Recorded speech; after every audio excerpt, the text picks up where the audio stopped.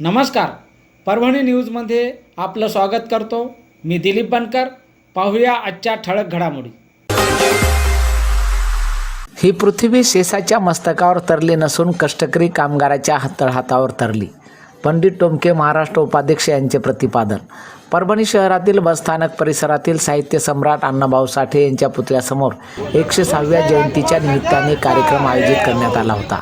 यावेळी अण्णाभाऊ साठे यांच्या पुतळ्यास पंडित टोमके महाराष्ट्र राज्य उपाध्यक्ष यांनी अभिवादन केले.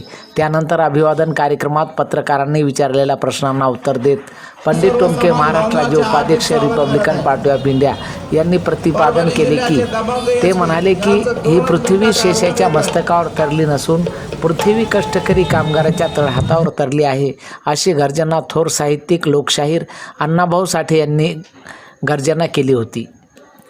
त्या अण्णाभाऊ साठे यांनी केलेल्या गर्जनाच्या आधारावर समाजाने चालून समाजाच्या सर्वांगीण विकासासाठी प्रयत्नशील राहावे, असे आवाहन पंडित टोमके महाराष्ट्र राज्य उपाध्यक्ष यांनी केले आहे. तसेच येत्या 15 ऑगस्ट 2026 रोजी महाकवी वामनदादा कर्डक यांच्या जयंतीनिमित्ताने जयंती कार्यक्रम साजरा करण्यात येईल, अशी माहिती यावेळी देण्यात आली. वामनदादा कर्डक यांच्या जयंती कार्यक्रमास डॉक्टर बाबासाहेब आंबेडकर यांच्या पुतळा परिसरात दुपारी 12 वाजता सर्व वामनदादा कर्डक यांच्या अनुयायांनी कलावंत गायक कवी भीम शाहीर यांनी उपस्थित राहावे, असे आवाहन पंडित टोमके महाराष्ट्र राज्य उपाध्यक्ष यांनी केले. यावेळी संदीपान गालफाडे, रमेश गायकवाड, रामराव गायकवाड, कैलाश गौतम कांबळे, विठ्ठल गायकवाड, राहुल मकरंद, शाहीर संजय जल्लारे आदी उपस्थित होते.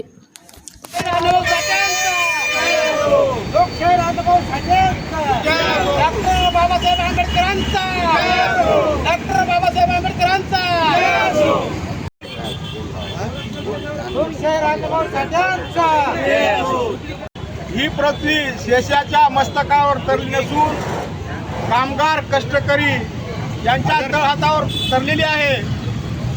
जग बदुल घालून घाव सांगून गेले मला भीमराव, अशी घोषणा करणारे लोकशाहीर अण्णाभाऊ साठे यांची 106वी जयंती आज साजरी होत आहे. त्या निमित्तानं सर्व भारतीय जनतेला रिपब्लिकन पार्टी ऑफ इंडिया पक्षाच्या वतीनं व माझ्या कुटुंबाच्या वतीनं हार्दिक शुभेच्छा, हार्दिक शुभेच्छा, हार्दिक शुभेच्छा. आणि याचबरोबर हे बातमीपत्र संपलं. पुन्हा भेटूया पुढील बातमीपत्रात. शहरातील ताज्या घडामोडी जाणून घेण्यासाठी पाहत राहा परभणी न्यूज.